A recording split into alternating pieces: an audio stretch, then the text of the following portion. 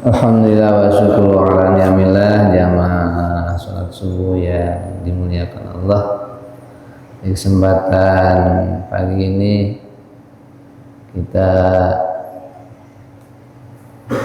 telah mendapatkan anugerah karunia Allah yang begitu besar sehingga kita bisa laksanakan kewajiban kita sholat subuh juga dengan berjamaah. Semoga apa yang kita laksanakan diterima oleh Allah Subhanahu wa taala dan diberikan keikhlasan dalam hati-hati kita sehingga efek daripada apa yang kita lakukan akan menjadi keberkahan, kemanfaatan bagi kehidupan kita, bagi keseharian kita, khususnya hari ini yang akan kita lalui. Saudara-saudaraku jamaah sholat subuh yang Allah muliakan, kita akan melanjutkan lagi bacaan yang kemarin kita baca. Kita lagi membaca tentang Faslun fi adabil istiqodi minan naumi, pasal tentang menjelaskan etika dalam di saat bangun tidur. Kemarin kita sudah, insyaallah yang kemarin dibuat di sini sebagaimana yang catatan sudah dibagikan. Di samping doa yang biasa ada tambahan-tambahan doa. Tentunya ini semuanya untuk mendekatkan diri kepada Allah Subhanahu wa taala sebagaimana yang catat atau ditulis di sini, kita untuk menuju kepada makom hakiki atau nihayah, diusahakan kita selalu dekat dengan Allah Subhanahu wa taala, hati kita terus nyambung dengan Allah dimanapun kita berada. Allah tetap ada di hati kita, dan itu semua kata Imam Ghazali berat untuk dilaksanakannya, susah untuk dilaksanakannya, kecuali melaksanakan apa yang termasuk disarankan, diinstruksikan oleh saya yang tercatat dalam kitab ini, yaitu setiap aktivitas kita terus dibacakan doa.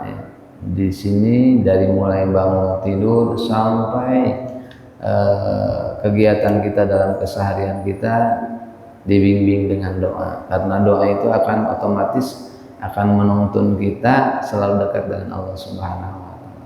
Tapi dengan catatan doa itu tahu apa yang kita baca. Jadi syaratnya untuk kita dekat dengan Allah di antaranya kegiatan yang kita laksanakan itu terus membacakan lafaz-lafaz atau zikir atau ingat kepada Allah dengan melafalkan lafaz Allah, dan apa yang kita lafalkan ya diusahakan mampu kita mengartikannya, bisa memaknainya. Dalam doa pun demikian. Jadi dengan doa itu jangan kemana-mana. Istilahnya gini, kita doa ya yang kita tidak mampu laksanakan kemudian kita mendoa seperti itu tidak boleh diantaranya. Seperti mendoakan kepada orang yang tidak punya uang sama sekali, terus mendoakan, ya Allah semoga istilahnya ya duit banyak. Nah, itu jadi tidak relevan. Doa itu harus ada keselarasan. Sebab ada doa-doa yang memang dilarang di saat kita mendoa. Sebab dalam adab doa, di saat kita berdoa kemudian doanya itu tidak pas, ya, itu adalah ya, makanya di sini kita usahakan setiap apa yang baca kita tahu atau paham apa yang kita ucapkan, karena supaya supaya ya kita semakin dekat dengan Allah, itu tujuannya itu. Ya seperti dalam sholat, di saat kita sholat apa yang kita baca maknanya terus ya, kita betul-betul meyakinkan, menguatkan dalam hati kita, insya Allah itu akan menjadi satu sinar, ya, akan tertancap dalam hati kita, dan dengan sinar itulah yang dikatakan inna sholata tanha anil fahsya'i wal munkar. Sholat itu akan bisa menghalangi kepada si pelakunya dari perbuatan fahsya, perbuatan keji, wal munkar dan munkar. Jadi insya Allah kalau kita sholatnya betul-betul dijaga dan diperhatikan dengan baik sholat kita, sholatnya akan berefek positif. Kita akan menjaga diri kita dari perbuatan maksiat, dari perbuatan yang tidak baik. Juga keluarga kita akan terjaga, ya, kita juga akan terjaga dengan tetangga, bahkan dengan kehidupan bernegara, ya, dengan efek sholat tersebut. Jadi dahsyat sekali. Makanya Allah katakan inna sholata tanha anil fahsya'i wal munkar. Nah, di sini Imam Ghazali menjelaskan di saat kita mau sampai kepada yang kita ceritakan kemarin lama-lama tuh, akan kita mau sampai kepada derajat nihayah, artinya makom tertinggi dalam ibadah. Kita ingin menjadi orang yang selalu dekat dengan Allah, tidak lepas Allah ada di hati kita. Kita dididik dituntut untuk terus melaksanakan kegiatan-kegiatan diawali dengan doa. Doanya itu di samping pengucapannya harus benar, juga harus tahu mana yang kita baca. Ya kalau tidak benar mungkin sekedar kita ditertawain makhluk lah. Kalau nggak benar itu mungkin makhluk. Tetapi ketidaksahannya dalam ibadah tentunya kalau menurut fikih ya itu tidak sah. Ya, usahakan seperti kemarin kita doa bangun tidur sudah dicatat, dan kalau saya itu ditempel di dinding, tempel. Jadi karena doanya agak panjang, tempel dinding, terus artinya dibaca terus diusahakan, karena kita menginginkan kita dekat dengan Allah Subhanahu wa taala. Jadi tidak sekedar hanya kita tapi kita berusaha. Ya, tidak mungkin kita bisa menggapai sesuatu tanpa berusaha gitu aja. Ya kita sholat mau khusyuk, ngomong aja mau khusyuk misalkan. Tetapi kita tidak belajar tentang sholat lebih detail.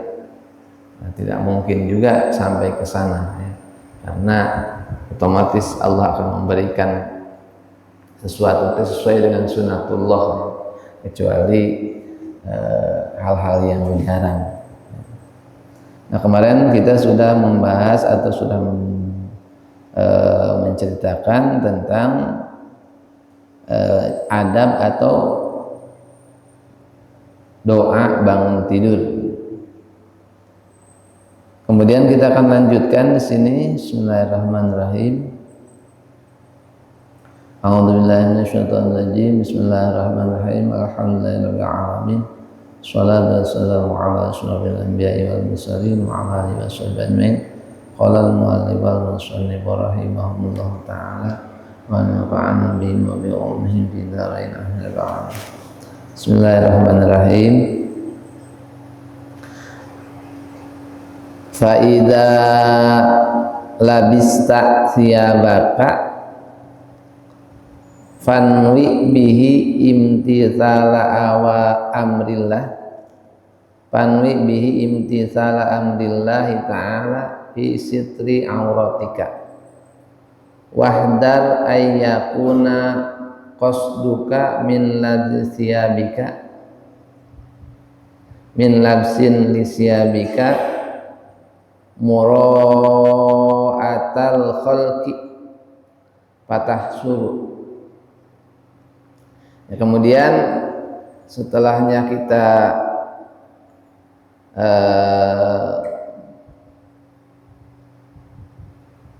membaca doa bangun tidur. Di sini Imam Ghazali katakan faida labista, maka apabila kamu pakai pakaian, faida labista siyabaka, maka apabila mana kamu memakai pakaian, panwi bihi, panwi maka niatkan bihi dengan memakai pakaian tersebut imtithala amrillahi, melaksanakan perintah Allah Subhanahu wa ta'ala fi sitri auratika, di dalam ya menutupi auratmu.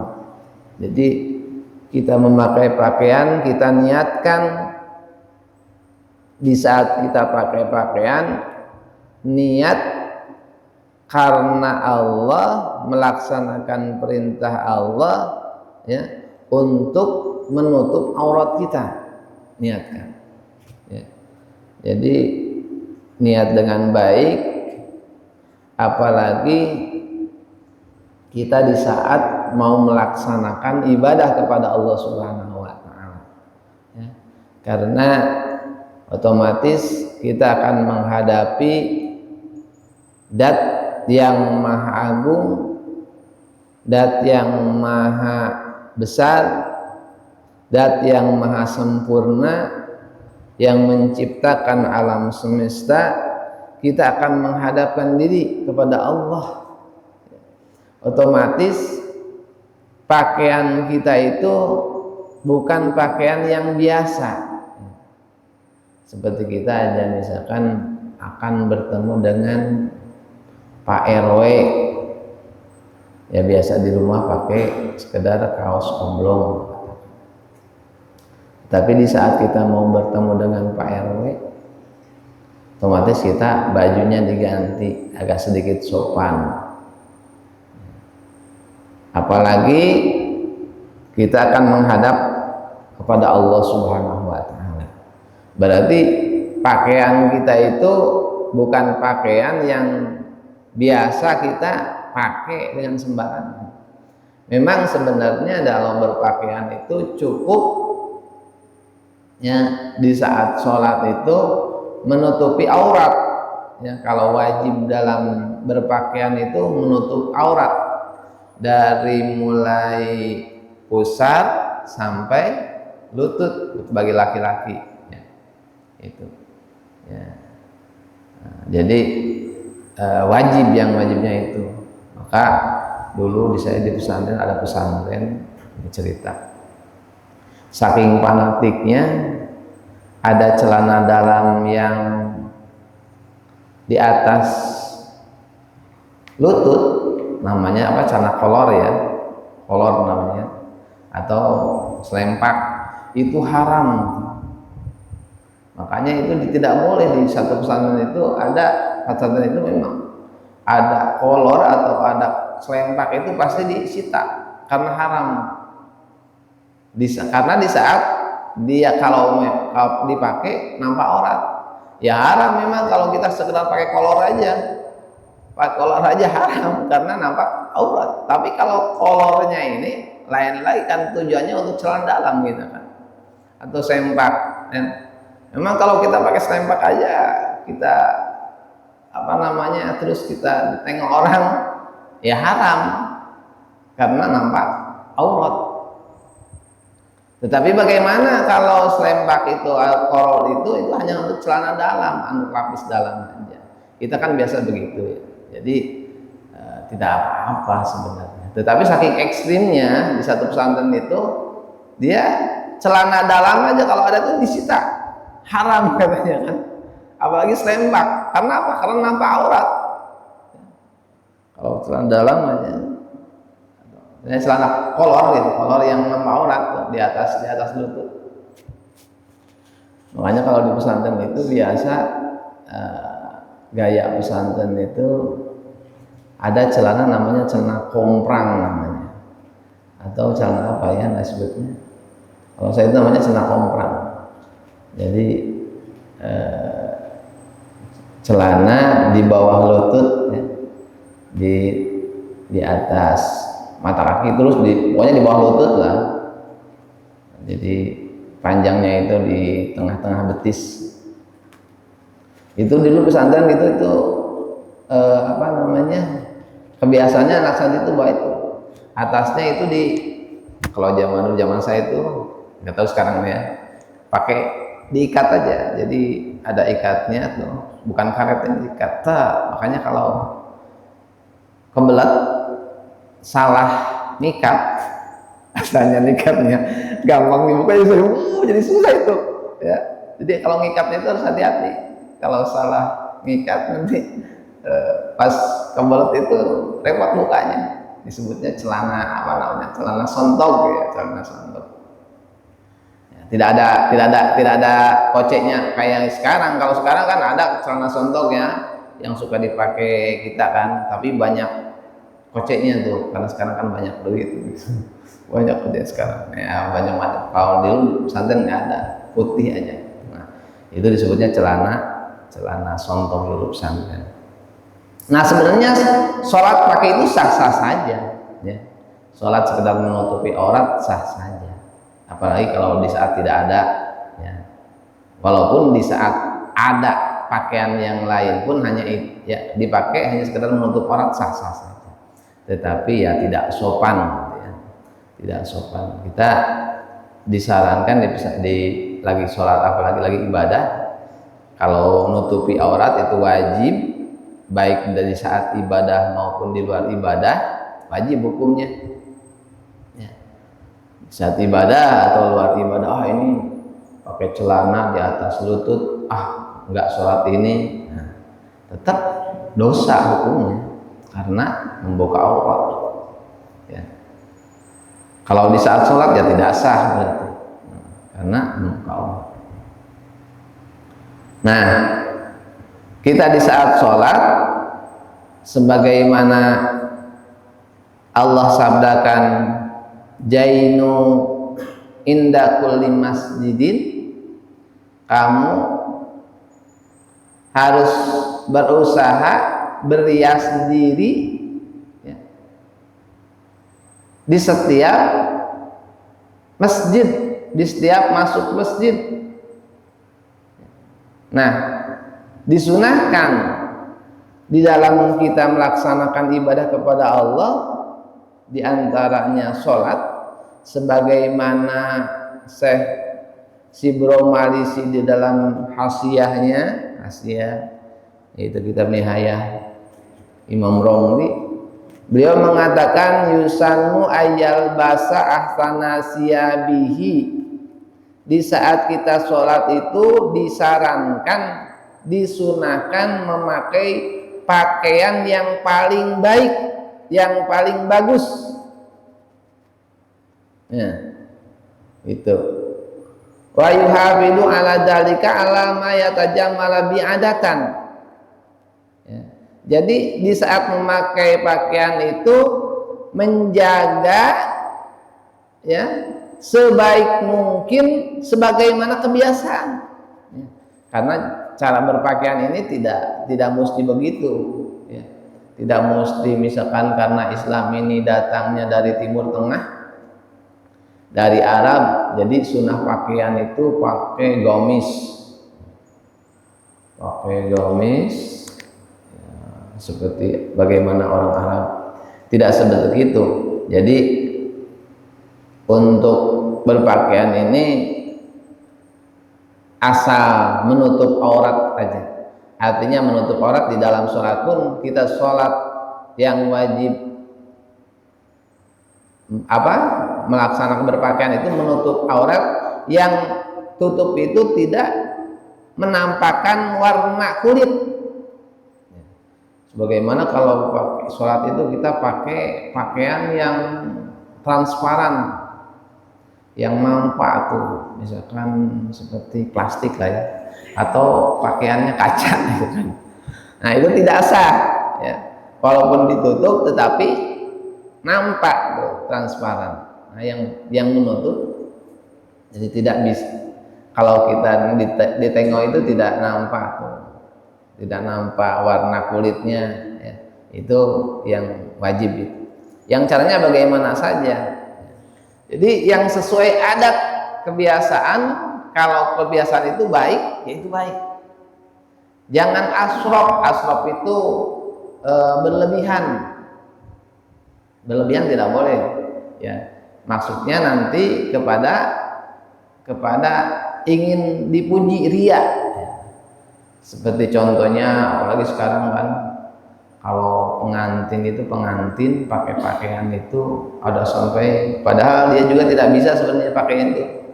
Nampak kalau saya perempuan itu pakai gaun pengantin, dia juga tidak bisa jalan sendiri itu. Harus dibantu sama orang tuh, dibantu. Padahal ya ular-ular bukan, buaya-buaya bukan ya. Itu adat kita itu memang begitu, karena sudah kebiasaan. Itu memang betul, kayaknya saya pikir haram itu, karena itu berlebihan pakaian sampai ya bukan di bawah mata kaki lagi, itu udah di bawah lantai itu pakaian itu. Kayaknya seperti itu yang diharamkan, karena di samping itu berlebihan itu ada riya. Karena yang diharamkan itu riaknya ingin dipujinya. Jadi bukan permasalahan di atas mata kaki, di bawah mata kaki. Kalau kita merujuk kepada hadis ya, yang sempurna ya, kita pakai di atas mata kaki, tetapi mau dipuji orang, bahwa saya orang tukang ibadah. Nah itu termasuk riya. Nah ini cara berpakaian itu kita tajamul, artinya kita berias diri dengan adat kebiasaan. Ya. Walau aksara min isnaini, walaupun pakai pakaian lebih dari 2. Seperti misalnya kita pakai baju, kalau adat kita pakai baju terus pakai jas, tuh ya. Kalau di daerah-daerah saya mungkin ada gadingin, apalagi sholat subuh itu orang kebanyakan pakai jas itu termasuk sunnah itu. Pagi jasnya jas putih, pakai sorban, ya, pakai sorban itu ya kalau bahasa kita itu rida, ya, rida. Kalau amamah itu pakai sunnah, pakai amamah itu pakai, kalau kita udang ya, itu sunnah hukumnya. Cuman saya nggak bisa pakainya, lagian kayaknya kita agak jarang yang pakai ya. Padahal itu bukan untuk ustadz saja, buat untuk kiai. Oh, saya malu pakai selendang ini, pakai sal ini, karena saya bukan ustadz. Sebenarnya bukan. Jadi kalau saya mungkin karena kebiasaan ya dari pesantren dulu, kalau sholat nggak pakai sal ini, pakai selendang, perasaan asa kemana-mana, perasaan perasaan ini nggak pas lah. Ya seperti orang yang biasa ngerokok aja, kalau biasa ngerokok kan, kalau nggak ngerokok perasaan nggak ada kawan gitu kayak gitu lah ya. Makanya kebiasaan ini harus harus dibiasakan ya, seperti itu. Kalau dibiasakan ya, jadi kebiasaan itu memang jadi suatu hal yang berat bagi kita untuk meninggalkannya. Apapun itu, walaupun hal yang berat, kalau kita sudah biasa ya, seperti itu. Nah, Kata Syekh Ibnu Malik di sini, walaupun lebih daripada dua. Ya. Seperti contohnya di sini orang pakai celana, kemudian pakai gamis. Ya. Maksudnya celananya celana dalam, kemudian pakai gamis. Nah itu sunnah. Ya. Sebab dalam hadis juga mengatakan ada baginda Nabi Sallallahu Alaihi Wasallam dalam riwayat Imam Malik sahabat Malik, beliau berkata, baginda Nabi Muhammad SAW bersabda, innal ardo tastaghfiru lil musalli bisarawil.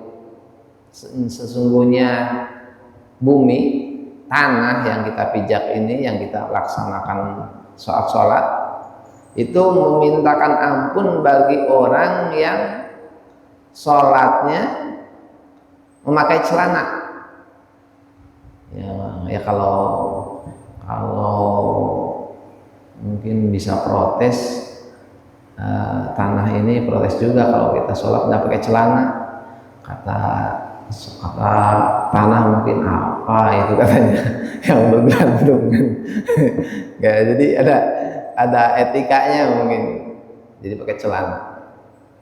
Nah, maksud sarawil di sini, sarawil ini jamak dari silwal. Silwal ini kalau kita mengatakan bahasa kita itu celana panjang. Yang dimaksud di sini silwal ini adalah celana panjang, celana dalam. Ya, celana panjang, celana dalam. Artinya di saat dipakai, di saat kita sholat, di luarnya pakai ijab, pakai sarung, atau pakai komis, pakai gamis, pakai celana dalam, itu sunnah. Ya, itu jadi tidak seperti. Tapi bagaimana pakai celana saja ya nggak ada masalah. Ya sama-sama saja. Cuman azab atau adat di tempat itu ya sehebat apa? Yang lebih baik seperti apa? Ya, itu yang kita harus laksanakan, usahakan. Ya seperti contohnya gini aja.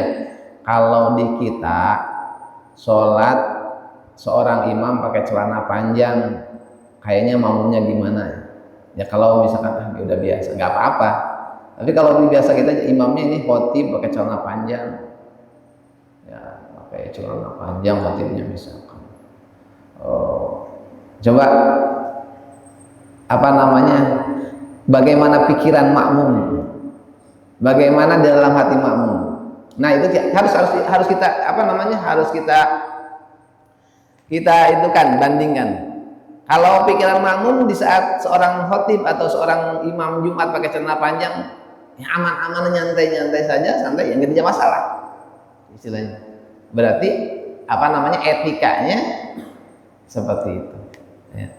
Tetapi kalau misalkan saat imam pakai celana panjang, ya, kemudian makmum ini banyak yang ngomong, benar ini imam, misalkan kok imam pakai celana katanya, berarti sama. Ya, berarti bukan imam saja, makmum pun sama. Ya kalau andai kan makmum di saat nggak ada imam pakai celana, berarti hati seorang makmum berarti sama. Nah, kita di adat kita seperti itu. Ya maaf saya bukan fanatik, tapi memang kita harus menyesuaikan dengan adat kita juga. Ya. Terus disunahkan juga kita pakai sal. Sunat pakai sal. Ini sebenarnya untuk untuk bergaya saja. Ya, disunahkan kita bergaya. Ya. Ya, jadi pakai sal ini bukan sekedar ustadz atau kiai, semuanya. Makanya jangan malu Bapak. Apalagi saya pernah saya mondok di daerah Jawa Barat namanya Bogor. Itu orang kalau sholat itu berangkat Jumatan itu kadang-kadang saya juga merasa dia bawa selendang ya, ini sorban, terus bawa sejadah. Kadang-kadang yang antiknya itu bawa sejadah, selendangnya itu dua. Saya banyak kali bawanya. Memang kebiasaan gitu. Jadi selendangnya itu di samping, padahal karpetnya sudah tebal juga, pakai untuk pakai alas. Ada itu juga sejarah juga, kata saya. Itu memang kebiasaan mungkin adatnya. Jadi nampaknya itu mau berangkat ke masjid itu bukan kayak berangkat ke pasar. Jadi betul-betul khusyuknya itu memang ada, ya pengaruh itu. Pengaruh khusyuknya itu memang betul-betul ya. Ya betul. Itu kan tujuannya untuk bagaimana kita supaya khusyuk dalam sholat. Ya usahakan jangan malu-malu. Coba kalau ada di rumah, maka ulama katakan kalau ada baju di rumah dua, yang satu dipakai, yang satu kalau pakai selendang. Kalau nggak ada selendang, jadi pakai bajunya pakai selendang gitu. Selendang bajunya. Usahakan. Nah itu diusahakan seperti itu untuk kita untuk supaya bagaimana kita menjadi sholat ini sholat yang khusyuk, ya. Sholat yang khusyuk. Bahkan diusahakan sebagaimana saran atau instruksi dari hadis, kita itu memakai kalau ada pakaian yang paling baik dan yang putih kalau ada. Seperti hadis mengatakan albisu min siyabikum albayad fa innaha min khairi siyabikum wa kaffanu fiha mautakum. Dalam hadis katakan baginda Nabi SAW bersabda, albisu memakailah kalian semua min siyabikum dari pakaian-pakaian kalian albayad yang putih. Kenapa demikian? Fa innaha min khairi siyabikum, karena yang putih itu adalah dari golongan yang termasuk paling baik, paling bagus baju kalian. Kemudian wakafanu fiha mautakum, dan mengkapanilah kalian semua kepada kematian kalian semua,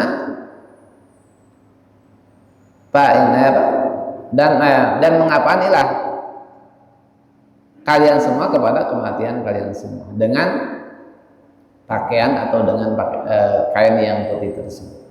Jadi yang paling baik itu kalau ada kain putih. Misalkan.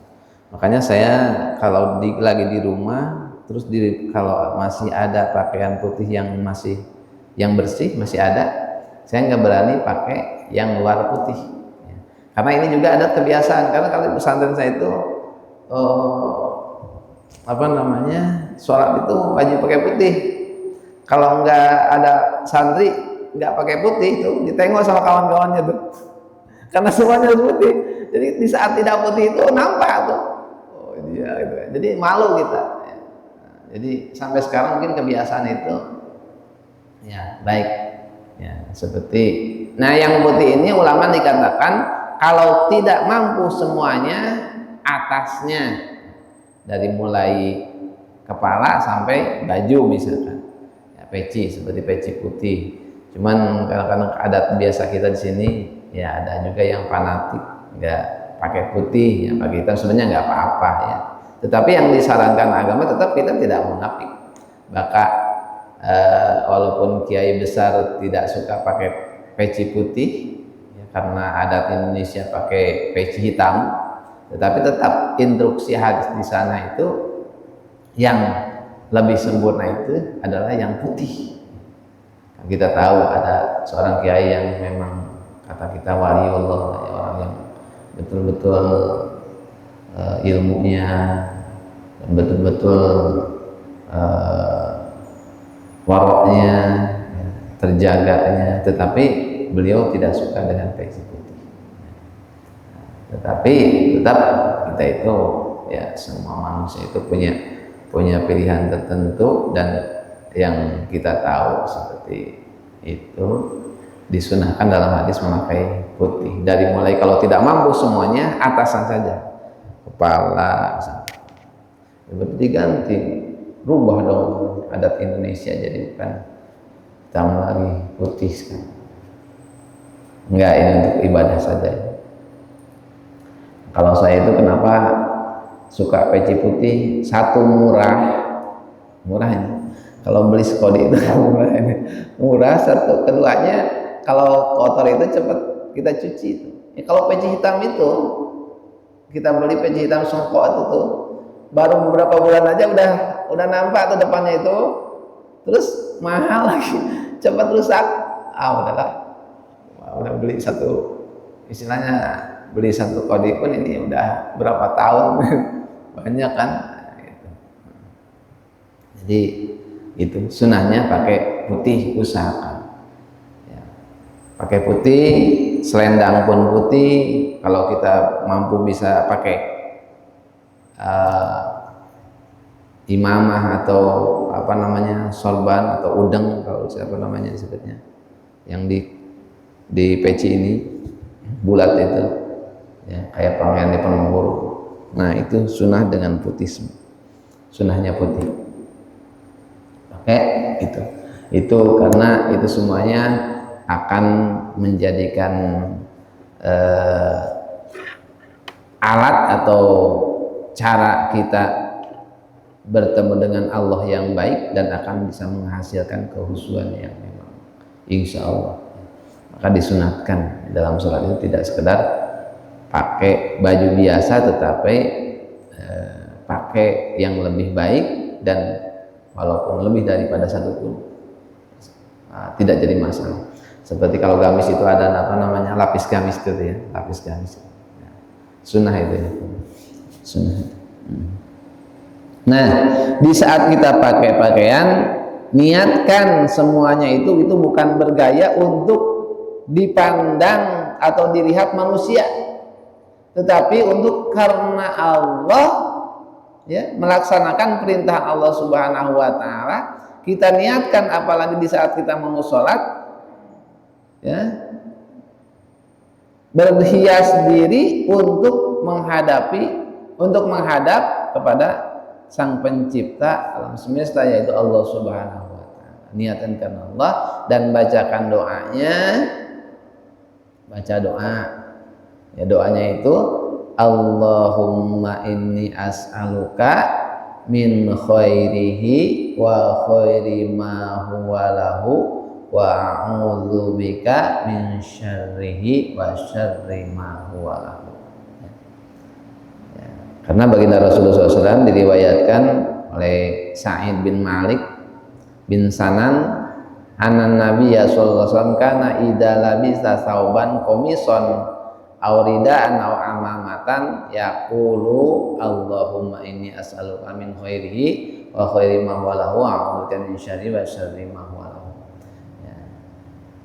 Diriwayatkan dari Sa'id bin Malik bin Sanan, sesungguhnya baginda Nabi Muhammad SAW bila mana beliau memakai komis, gamis atau rida, ya rida itu selendang, atau amamatan atau amah, udeng, maka baginda Nabi mengucapkan Allahumma inni as'aluka min khairihi wa khairi ma huwa lahu wa a'udzubika min syarrihi wa syarri ma huwa lahu. Gitu. Jadi pakai pakaian kita baca doa seperti itu. Ya, yang belum hafal karena mungkin dulu waktu kecil sudah menghafal tapi jarang digunakan, maka usahakan. Ya, banyak lah sekarang itu di Google, doa memakai baju, usahakan hafalkan dan doa dan artinya, karena kita tidak nyangkut kalau tidak ada artinya. Baca artinya, Allahumma ya Allah, ini sesungguhnya aku ya Allah, as'aluka memohon kepadamu ya Allah, min khairihi dari kebaikan baju, wa khairu ma fihi dan kebaikan yang ada di baju. Wa a'udzubika ya Allah, aku berlindung kepadamu ya Allah, min syarrihi dari kejelekan baju, dari kejelekan pakaian, wa syarri ma fi dan kejelekan apa yang ada di pakaian. Jadi kita memohon kepada Allah dalam doanya, ya Allah minta kebaikan pakaian itu dan dilindungi dari kejelekan pakaian tersebut. Kita terus hati ini diisi tuh untuk sampai kita ke tarekat apa? Ke derajat nihayah itu diisi pakai baju kita dekat dengan Allah. Ya Allah, terus kita karena merasa lemah, merasa tidak mampu, ya, kita berlindung kepada Allah dan kita memohon kepada ya Allah, Allahumma ya Allah, ini sesungguhnya aku ya Allah as'aluka ya Allah, memohon kepadamu min khairi dari kebaikan pakaian, wa khairu ma min khairi wa khairu ma fi dan kebaikan yang ada di pakaian ya Allah, Wa'udzubika ya Allah, aku berlindung kepadamu ya Allah min syarri, dari keburukan pakaian, wa syarri ma fih, dan keburukan yang ada di pakaian. Jadi kita terus mendekatkan diri dengan Allah dengan cara kita membaca doa.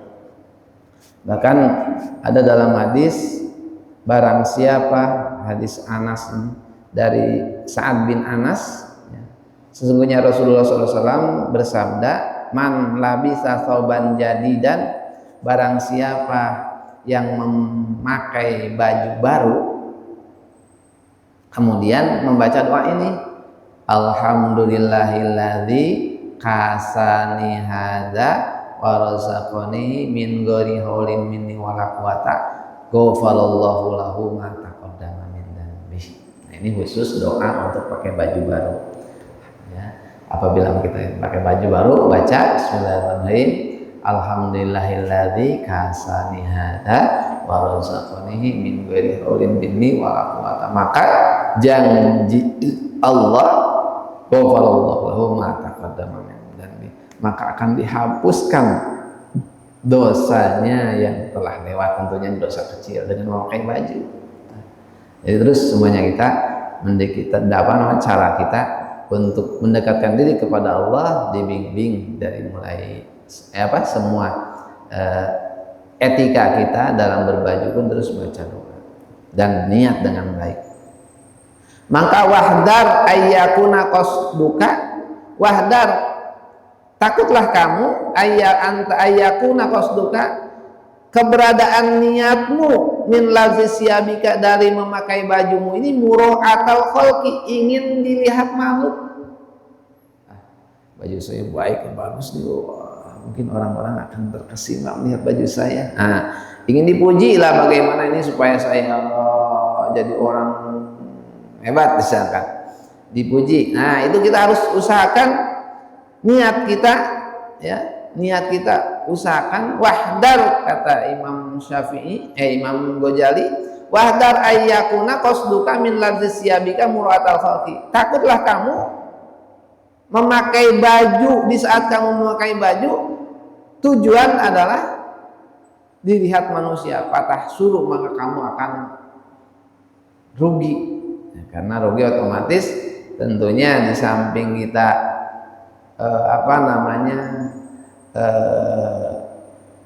tidak karena Allah, ya, rugi karena kita akan mendapatkan siksa dari Allah, karena dia otomatis riya, sum'ah, ya. Kalau dalam ibadah kayak yang musyrik berarti kan kita menyekutukan Allah Subhanahu wa Ta'ala dalam ibadah. Ini menyekutukan kita kepada Allah dalam memakai baju. Kita memakai baju seharusnya karena Allah menutupi aurat, ini karena manusia, berarti musyrik tuh. Musyrik di saat kita pakai baju, ya. Nah, gitu. Mudah-mudahan kita semuanya terbimbing dengan mengikuti ketentuan-ketentuan yang disarankan oleh Imam Syafi'i, Imam Ghazali ini. Dari kita kemarin doa bangun tidur, kemudian doa memakai baju, ya. Saya tidak catat di sini, tinggal tengok saja, banyak di doa-doa di Google pun ada, ya.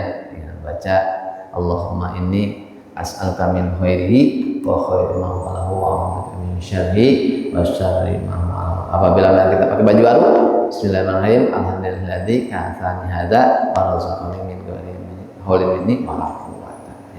Itu semuanya akan bermanfaat kepada kita dan akan menaikkan derajat kita. Kita berangsur-angsur dari derajat asal dari makom yang dohir kepada batin, atau dari bidayah kita akan naik kepada nihayah. Mungkin itu yang bisa disampaikan. Mohon maaf dari berbagai kekurangan. Subhanakallahumma wa bihamdika asyhadu an la ilaha illa anta astaghfiruka wa atubu ilaik. Assalamualaikum warahmatullahi wabarakatuh.